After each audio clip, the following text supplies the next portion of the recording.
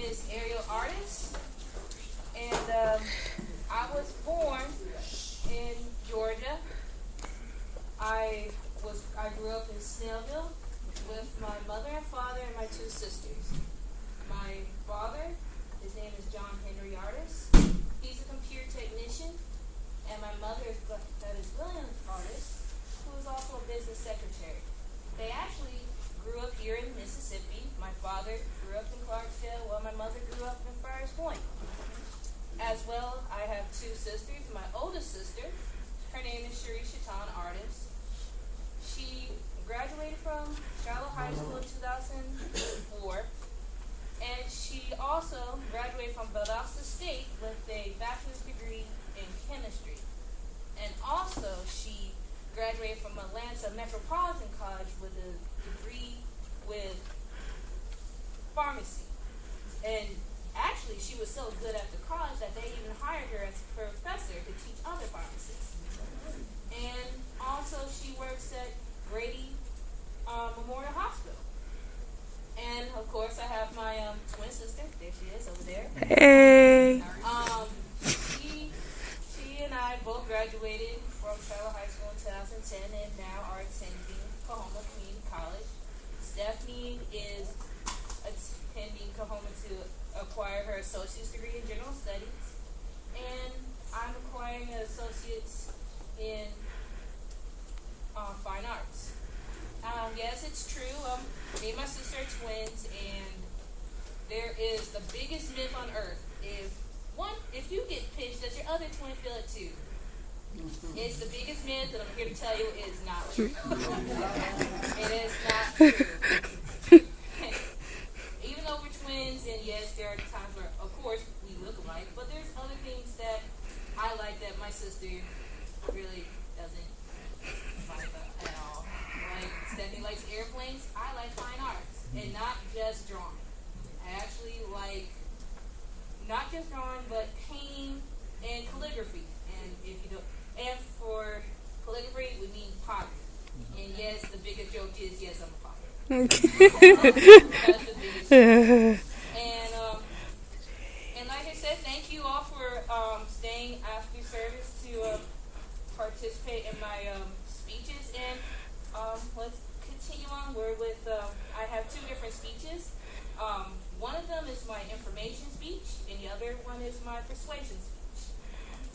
When it comes to information, I'm sorry for those who love video games. That includes the ones that like to play video games on phones. I'm going to tell a little secret about it when it's with your parents today. I'm going to go ahead and review a few things that parents did not know. First off, believe it or not, actually, let's go ahead and get a raise hand. How many of you guys play video games on the phone? No? Come on, be honest. Words with Friends, Angry Bird, let's see, yeah, Candy Crush.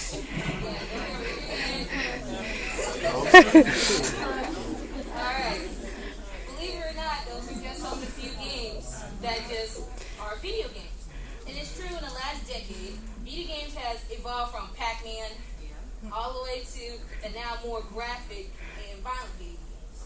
But of course, on the news, we would hear things like video games cause extreme violence and all sorts of claims. Trust me, there's a list from here all the way to Jackson on this. But also, here's the statistic that was actually shown. Somewhere between 70 to 85% of parents, including young adults, have no idea what they're buying when it comes to video games, and they don't know what the ratings are. And actually, if you add it up, $60 per video game. If you buy 12 video games, and that's $60 each, that's $720. And we're not even talking about the console. So off the bat, if we just add the console in there, you're already spending $1,000 a year. And that's just for 12 in the console. We're not talking about for the limited edition and the add-ons. For those guys that know, for big time gamers, they know what the add-ons. Trust me. And And then for those of us playing online video games, oh, your internet bill. Trust me, it's a lot of money. But really what I want to get into is what it called game ratings. Prime example, when I was in a store one day, it was this young man, I say he was about 15, and he was with his mom and dad. He was trying to get a video game. I'm not too sure what the video game was, but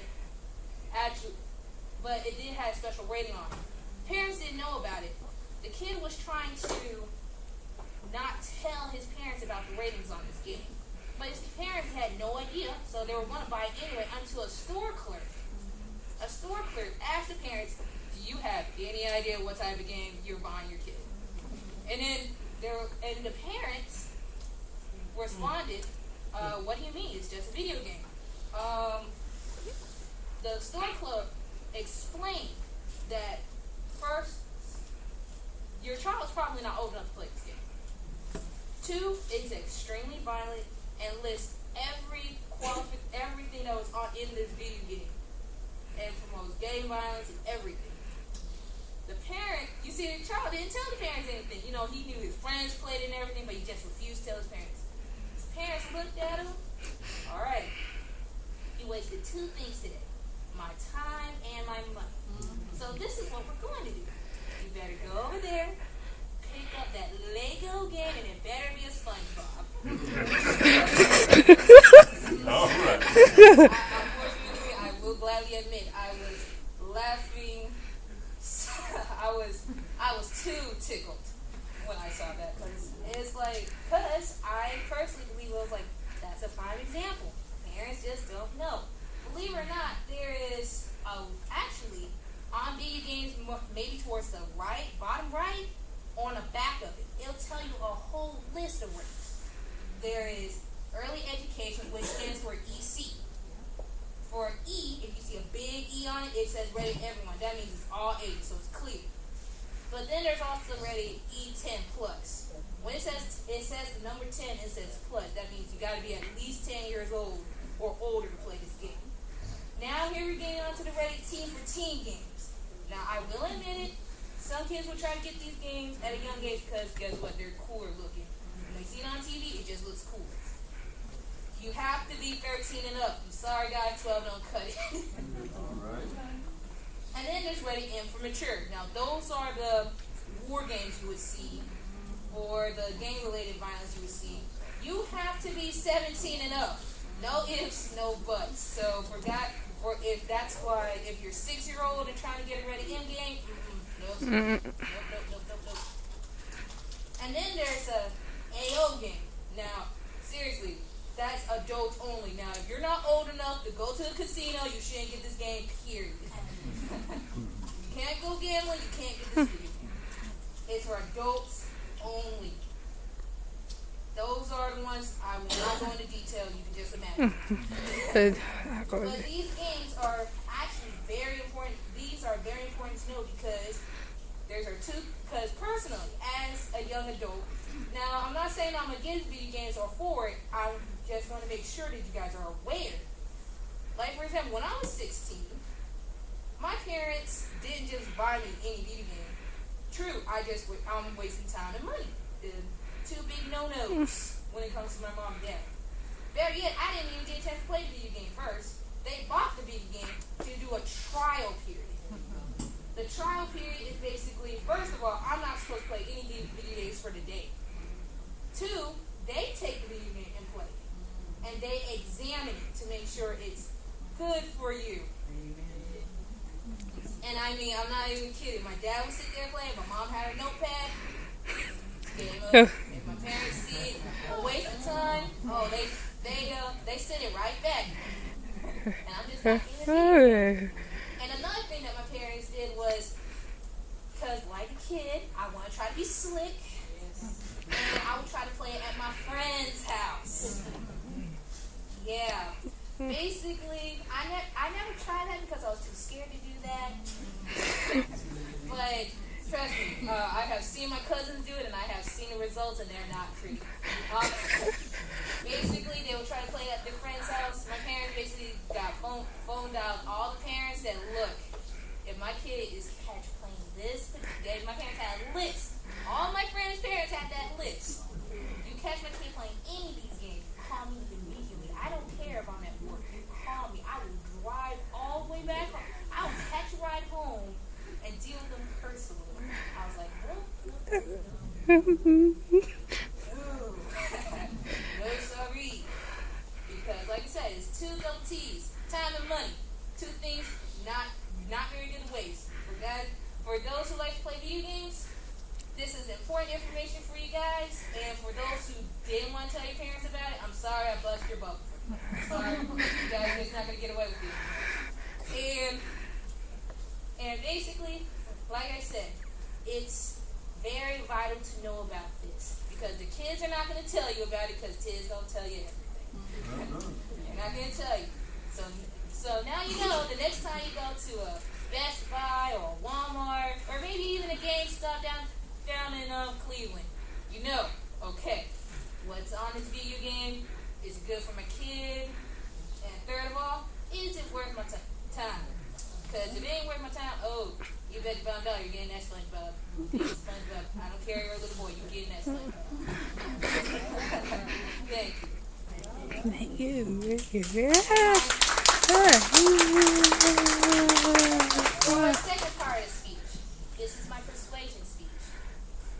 And yes, this is about the No Child Left Behind.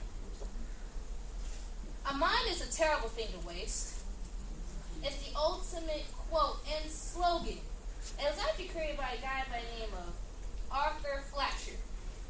This guy was actually the former head of the United Negro College Club. Now this quote rings true. The mind is a terrible thing to waste. Because with our minds, that is the most important part of us. That makes us just human. With our minds, we were able to do things, we imagine things, and we somehow, with the will and the right education, we did it. We got a man on the moon. We made airplanes, so no more traffic jams. We can actually fly here and get to California within, I don't know, maybe 3-4 hours and still be able to get a burger and make sure we can get the Burger King on time and get a sandwich. And guess what? There's something else important that we also did. Something beyond anyone's imagination. It didn't matter your racial background. It didn't matter your income background. You can get free education. And with this education, we were able to create many things, like penicillin. Without it, trust me, a lot of us would get sick here and now. Antibiotics, big time. And better yet, even the flu vaccine. Thousands upon millions of people died from that disease. And actually, even now, some people are still in risk of actually even getting severely sick, but we have treatment for it, thanks to the education and knowledge that we learned. But our generation has a block, and every child, even myself as a college student, still cringe at one word: test. The No Child Left Behind is a standardized test. And as of now, we need to, if not reform it, then remove it entirely. Yes, thanks to the No Child Left Behind, it really does stop our next generation. Because you want to know what the No Child Left Behind focus on? Math and reading. And I know some people will say, okay, what's the point? They can read the instructions, they can count money. What's your point? That is the point. That's all they know. Yes. That's all they know. Now, it's true. It was actually first started off as English and Second Education Act back in 1965, thanks to President Johnson, because his war on poverty.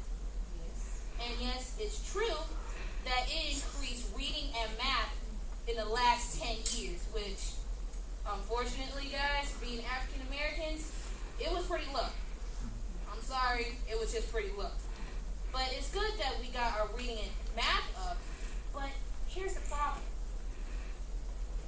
Here's the real big problem. You can factor out anything you want, but they just test. They just do the work to test for it. Yes. I mean, they don't sit there and learn why is Pythagorean theorem important. They just know it's on the test and they have to answer it. I mean, they just like, okay, what is 12 times 12? Oh, it's 144. No, they just look at it like, oh, okay. They don't make sure if it's a negative or a positive. Yes, yes. Trust me, I took standardized tests. I know how some of them are. They're just tricky like that. They're tricky like that. But most of all, out of all these tests, there's certain things that they just cut away. First of all, there's budget cuts out there, guys. If you guys don't know this, I'm gonna go ahead and tell you guys. For guys that don't, for you guys that's still in school, these budget cuts back on everything. And due to economical decisions, reading and math are the most economically good. Anything else is expendable. So that means, you know what that means that gets cut away? Science, history, PE, music class, art class. PE, for those who said no out there, PE was put back on the curriculum because guess what? War against obesity. So guess what? Now we have PE, but it's still limited. Still very limited. Now you're wondering, okay, what are these qualifications for standardized tests? Why is it so important? Believe it or not, if the school as a whole does not meet the curriculums for these standardized tests, they get in the naughty corner. And they get a total of 6 strikes. First year, it can always just be a coincidence. The scores will go right back up. Second year, that's when they start planning out stuff. Maybe rechanging the curriculums, and even at times, already plan a way for students, if they already passed their standardized test, to find a way to get to another school. Third year is when they actually went like, okay, this is an option for you. You may need to go to another school. That's just third year. And also what they do is make extra educational services, such as getting extra tutors, make sure things are happening. And oh yes, don't forget, because they didn't meet that standardized test, budget cuts. It gets worse for that school. It's very, very worse. Fourth year, oh, for all you band kids, you're not going to like this at all. Fourth year, they take, not only do the budget cuts get so bad, first of all, either they can extend your school day, or they can take away your marching band, they can take away your chorus, they can take away your basketball, they'll take away your football. Yeah. Imagine high school without football. That's unheard of, but it's happening. It's happening, guys. And then there's the 5th year. 5th year that's actually real critical time. That means not just the students are in the hot seats, but the staffs are in the hot seats. Every teacher, even the principal, is in the hot seat for this. That means they are this close. That's the last threat before they shut down the school. That's right. 6th time, oh, it's game over. School's getting shut down, or the county takes over the school, or worse, not only do they shut down the school, but a private organization takes it. Oh boy. You want to know what that means? Charter school. So, but you want to know the worst part is? That means, guess what? We just lost the school. We just lost a place to have education. We just lost the ability for a kid to finally know what's so important about Leonardo da Vinci. And the worst part about it is, I have tutored seniors and they don't know that. I have tutored band students that doesn't know their sharps and flats. And I have tutored very yet. This one is amazing. I have tutored kids that doesn't even know their own history. It doesn't matter if they're black, white, or Hispanic. They don't know. They don't know how we got Hawaii. They don't even know what year did we had our war independence. These are seniors. Seniors. That's bad. But they know how to write and count, though. You have any idea? I mean, there are many careers based on math, or there's many careers based on reading and math.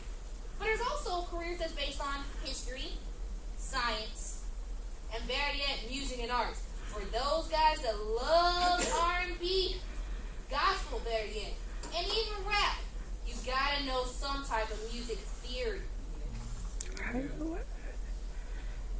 For those who likes to draw, how on earth do you think we got a building? That's architect. And for those who likes history, okay, first off, how do you think we get our laws and everything? Somebody got to sit there, write it, and look back on history and determine if it's good or not. Without history, we wouldn't even have battle tactics to go fight in wars or anything. These, and science, no medicine, no airplanes, no people going in a rocket and going to the moon.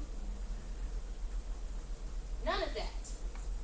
But strangely enough, they measure a child's advantage and achievements based on what? A test. So you're saying that child can, if there's a child, he may have a weakness in math or weakness in writing, but strangely, this child, can do a replica of the Twin Empire State Building without instructions.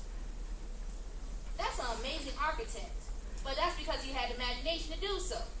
But you're saying the kid can't do anything because guess what? Can't read very good. It's true. There's a lot of people with reading and speech impediments, and they are some of the most biggest billionaires of all time. Better yet, who has an iPod? Raise your hand. Who has an iPod, iPhone? Raise your hand. Yeah. You know that dude actually had a speech impediment problem? He actually dropped out of high school and college, guys. That includes the dude that created Microsoft too. Yeah, Bill Gates. These guys dropped out of high school and college because guess what? They couldn't pass a test. But we still got computers and these iPhones and iPads. So that is not the true reason to measure a child or a person's achievements. If anything, they hold someone back for their weaknesses instead of advancing on it. So now, the real question is, what has the No Child Left Behind really done? Has it crippled us? Has it helped us, even in the slightest? It's true, it did help us in the slightest. But there are certain things that really just need to change. Like, really? All because this kid can't pass, the kid's doing well in class, but can't pass a test. Now, I understand their theory about that. There's some really good Class A cheaters nowadays, you know? I won't even lie. There's some Class A, like, we got some superiors when it comes to cheating. Now, I understand that. That I understand. But cheaters can't cheat all the time. They'll get caught one way or the other. So now, because we lost creativity, better yet, we lost really critical thinking. Critical thinking, actually, believe it or not, is developed from actually art and actually music, believe it or not. Because you gotta think what you're doing. Do I play an F sharp, and if I put the right finger down, do I end up playing an F flat? Is my drawing offensive or not? Will it fit my image? Critical thinking, all these unique skills are gone. And we owe it to our generation that's come up to have a better equality, a better life. And it all starts with education, true. But will we really hold them back all because of a test? Now I remind you, put a man on the moon. made medicine. We created buildings. We created towns and cities. We created literature. Even our Bible, someone had to write this. But all because of a test they can't do. A test tell them you can't do it. So, as of now, I believe, not just for myself, not just for our next generation, but as the United States as a whole, this needs to stop. This makes no sense. To close a school, just to give it to a private school. And again, what are you doing? Are we going back to the 1950s? Charter schools? That is expensive. Why would you have to spend $3,000 to put a young kid into school when education is free? Education is free. That's the whole form of President Johnson's act of early education and second education. It's supposed to be free. So again, I said, what are we really doing to ourselves? Are we helping ourselves or can't? Thank you.